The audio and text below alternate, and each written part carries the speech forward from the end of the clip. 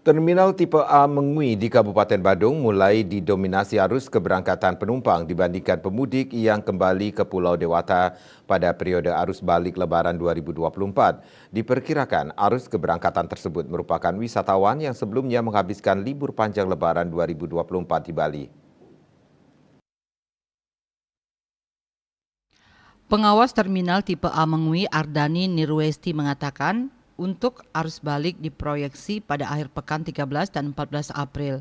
Sementara itu situasi di terminal Mengui 3 hari setelah Idul Fitri belum terjadi lonjakan arus penumpang yang signifikan meski pemandangan lebih banyak penumpang yang kembali ke daerah asal. Pengelola terminal tipe A Mengui mencatat sejak arus mudik pada 4 April hingga Kamis 11 April 2024 sekitar 17.300 orang penumpang berangkat yang diangkut menggunakan 573 armada bus. Arus keberangkatan itu didominasi ke kota-kota di Jawa Timur, Jawa Tengah, dan Jakarta. Sedangkan penumpang yang tiba pada periode itu mencapai 8.131 orang dengan diangkut 376 armada bus.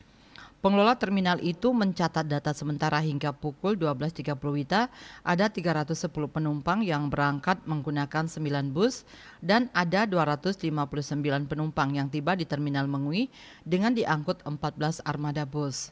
Terminal tipe A Mengui merupakan terminal yang melayani penumpang antar kota antar provinsi AKAP yang berada di bawah naungan Balai Pengelola Transportasi Darat BPTD Kelas 2 Bali, Direktorat Jenderal Perhubungan Darat Kementerian Perhubungan. Selama angkutan Lebaran 2024 di terminal itu juga didirikan posko terpadu yang berisi layanan informasi oleh kepolisian, TNI, Jasara Harja, Kemenhub, hingga dinas pemerintah dan instansi terkait lainnya. Kantor Berita Antara melaporkan.